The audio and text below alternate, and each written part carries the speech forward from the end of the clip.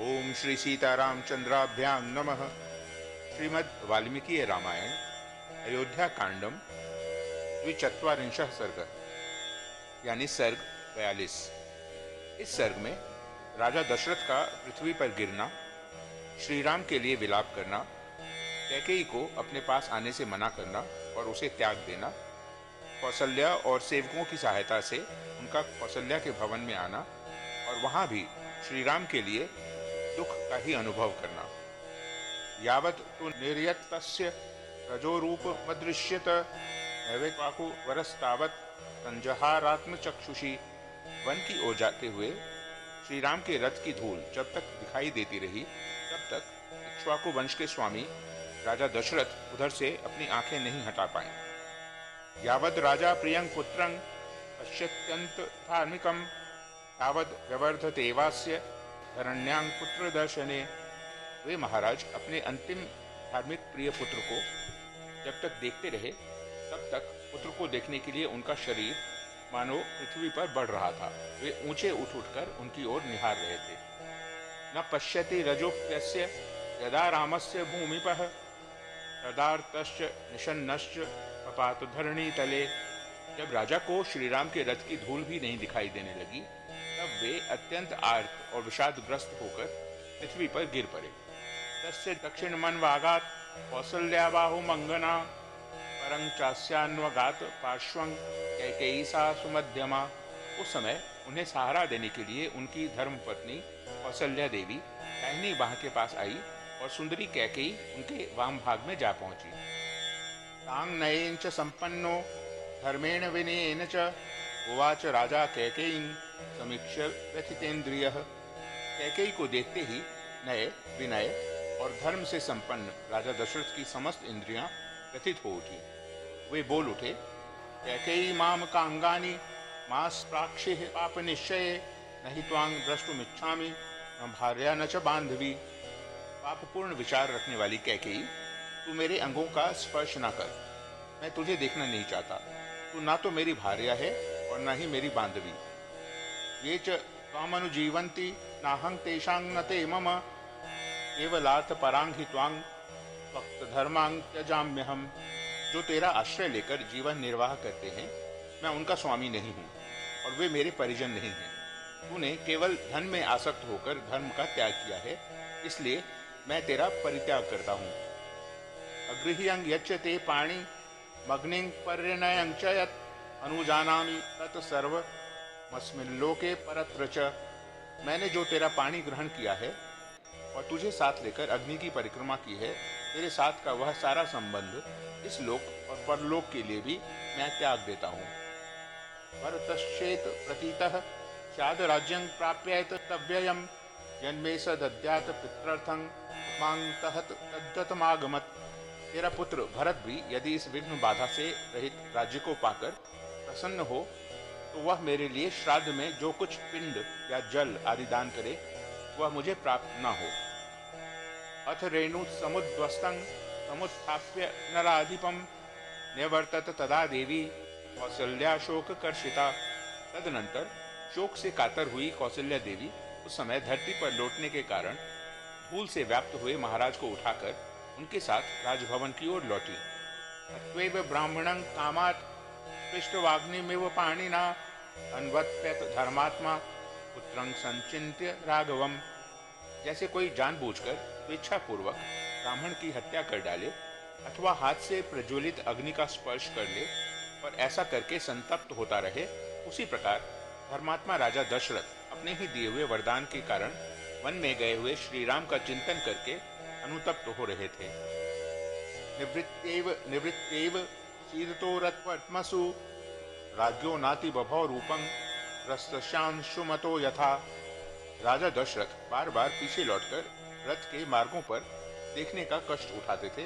उस समय उनका रूप राहुग्रस्त सूर्य की भांति अधिक शोभा नहीं पाता था। विललाप स दुःखार्तः प्रियं पुत्र मनुस्मरण नगरांत मनु प्राप्तं बुद्ध्वा पुत्रमथा ब्रवीत। वे अपने प्रिय पुत्र का बारंबार स्मरण करके दुख से आतुर हो विलाप करने लगे। वे बेटे को नगर की सीमा पर पहुंचा हुआ समझकर इस प्रकार कहने लगे, वाहनानां च मुख्यानां वहतांग ममात्मजम पदानि पथि दृश्यन्ते स महात्मा न दृश्यते। हाय, मेरे पुत्र को वन की ओर ले जाते हुए श्रेष्ठ वाहनों यानी घोड़ों के पद चिन्ह तो मार्ग में दिखाई देते हैं, परंतु उन महात्मा श्री राम का दर्शन नहीं हो रहा है।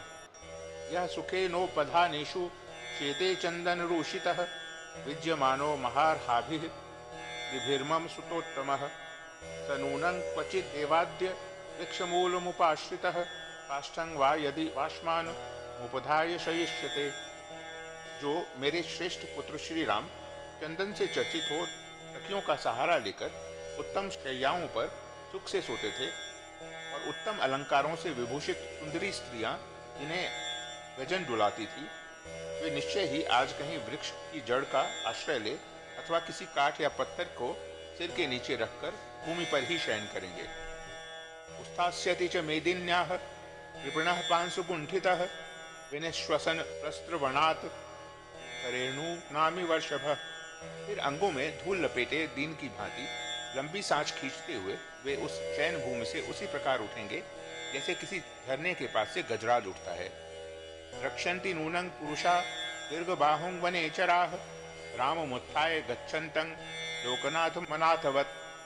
निश्चय ही वन में रहने वाले मनुष्य लोकनाथ महाबाहु श्री राम को वहां से अनाथ की भांति उठकर जाते हुए देखेंगे।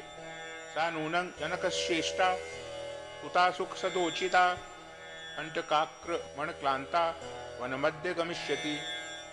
जो सदा सुख भोगने के ही योग्य हैं, वह जनक की प्यारी पुत्री सीता आज अवश्य ही कांटों पर पैर पड़ने से व्यथा का अनुभव करते हुए वन को जाएंगी। अनभिज्ञा वनानांसा नूनं हयमुपैष्यति स्वपदा नर्दितं श्रुत्वा गंभीरं रोमहर्षणम्। वह वन के कष्टों से अनभिज्ञ हैं, वहां व्याघ्र आदि हिंसक जंतुओं का गंभीर तथा रोमांचकारी गर्जन तर्जन सुनकर निश्चय ही भयभीत हो जाएंगी। सकामा भव कैकेयी विधवा राज्यमावस नहितं पुरुष व्याघ्रं विना जीवितुमुत्सहे। अरे कैकेयी, तू अपनी कामना सफल कर ले और विधवा होकर राज्य भोग। मैं पुरुष सिंह श्री राम के बिना जीवित नहीं रह सकता।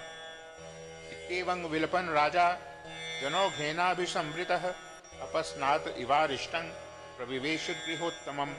इस प्रकार विलाप करते हुए राजा दशरथ ने मरघट से नहाकर आए हुए पुरुष की भांति मनुष्यों की भारी भीड़ से घिरकर अपने शोकपूर्ण उत्तम भवन में प्रवेश किया।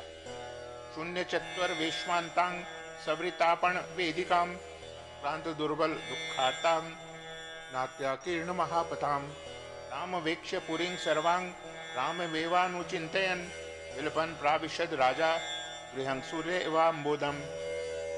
उन्होंने देखा अयोध्यापुरी के प्रत्येक घर का बाहरी चबूतरा और भीतरी भाग भी सूना हो रहा है, क्योंकि उन घरों के सब लोग श्री राम के पीछे चले गए थे। बाजार हाट बंद हैं। जो लोग नगर में हैं वे भी अत्यंत क्लांत, दुर्बल और दुख से आतुर हो रहे हैं तथा बड़ी बड़ी सड़कों पर भी अधिक आदमी आते जाते नहीं दिखाई देते हैं। सारे नगर की यह अवस्था देखकर श्री राम के लिए ही चिंता और विलाप करते हुए राजा उसी तरह महल के भीतर गए जैसे सूर्य मेघों की घटा में छिप जाते हैं। महाहृदमिवाक्षोभ्यं सुपर्णेन ततोरगम रामेण रहितं वेश्म वैदेह्या लक्ष्मणेन च। श्री राम, लक्ष्मण और सीता से रहित वह राजभवन उस महान अक्षोभ्य जलाशय के समान जान पड़ता था, जिसके भीतर के नाग को गरुड़ उठाकर ले गए हों। अथ गदगद शब्दस्तु विलपन वसुधाधिपः उवाच मृदु मंदार्थं वचनं दीनमस्वरम्। उस समय विलाप करते हुए राजा दशरथ ने गदगद वाणी में द्वारपालों से यह मधुर और स्पष्ट, दीनता युक्त और स्वाभाविक स्वर से रहित बात कही। कौसल्याया गृहं शीघ्रं राम मातुर्नयन्तु मां नह्यन्यत्र ममाश्वासो हृदयस्य भविष्यति। मुझे शीघ्र ही श्री राम माता कौशल्या के घर में पहुंचा दो, क्योंकि मेरे हृदय को और कहीं शांति नहीं मिल सकती। इति ब्रुवन्तं राजान मनयन द्वारदर्शिनः कौसल्याया गृहं तत्र न्यवेश्यत विनीतवत्। ऐसी बात कहते हुए राजा दशरथ को द्वारपालों ने बड़े विनय के साथ रानी कौशल्या के भवन में पहुंचाया और पलंग पर सुला दिया। ततस्तत्र प्रविष्टस्य कौसल्याया निवेशनम अधिरूढ़ापि शयनं बभूवलुलितं मनः। वहां कौशल्या के भवन में प्रवेश करके पलंग पर आरूढ़ हो जाने पर भी उसका मन चंचल एवं मलिन ही रहा। पुत्रद्वय विहीनं च संशया च विवर्जितम् अपश्यद भवनं राजा नष्टचंद्रमिवांबरम। दोनों पुत्र और पुत्रवधू सीता से रहित वह भवन राजा को चंद्रहीन आकाश की भांति श्रीहीन दिखाई देने लगा। तच्च दृष्ट्वा महाराजो भुजमुद्यम्य वीर्यवान उच्चैः स्वरेण प्राक्रोश श्रद्धा रामविजहासिनो सुखिता बत तं कालं जीविष्यन्ति नरोत्तमाः परिष्वजन्तो ये रामं द्रक्ष्यन्ति पुनरागतम। उसे देखकर पराक्रमी महाराज ने एक बाह ऊपर उठाकर उच्च स्वर से विलाप करते हुए कहा, हा राम, तुम हम दोनों माता पिता को त्याग दे रहे हो। जो नरश्रेष्ठ 14 वर्षों की अवधि तक जीवित रहेंगे और अयोध्या में पुनः लौटे हुए श्री राम को हृदय से लगाकर देखेंगे, वे ही वास्तव में सुखी होंगे। अथ रात्र्यां प्रपन्नायां कालरात्र्यामिवात्मनः अर्धरात्रे दशरथः कौसल्यामिदं ब्रवीत। तदनंतर अपनी कालरात्रि के समान वह रात्रि आने पर राजा दशरथ ने आधी रात होने पर कौसल्या से इस प्रकार कहा, न त्वां पश्यामि कौसल्ये साधु मां पाणिना स्पृश रामं मेनुगता दृष्टिर्यापि न निवर्तते। कौसल्ये, मेरी दृष्टि श्री राम के ही साथ चली गई है और वह अब तक नहीं लौटी है, अतः मैं तुम्हें देख नहीं पाता हूँ। एक बार अपने हाथ से मेरे शरीर का स्पर्श तो करो। तं राममेवानुचिन्तयन्तं समीक्ष्य देवी शयने नरेन्द्रम उपोपविश्याधिक मार्तरूपा विनिश्वसन्तं विललाप पृच्छम। शैया पर पड़े हुए महाराज दशरथ को श्री राम का ही चिंतन करते और लंबी सांस खींचते देख देवी कौसल्या अत्यंत व्यथित हो उनके पास आ बैठी और बड़े कष्ट से विलाप करने लगी। इत्याशे श्रीमद् रामायणे वाल्मीकिये आदि काव्ये अयोध्या कांडे 24 सर्ग। इस प्रकार श्री वाल्मीकि निर्मित आश रामायण आदि काव्य के अयोध्या कांड में 42वां सर्ग पूरा हुआ। ओ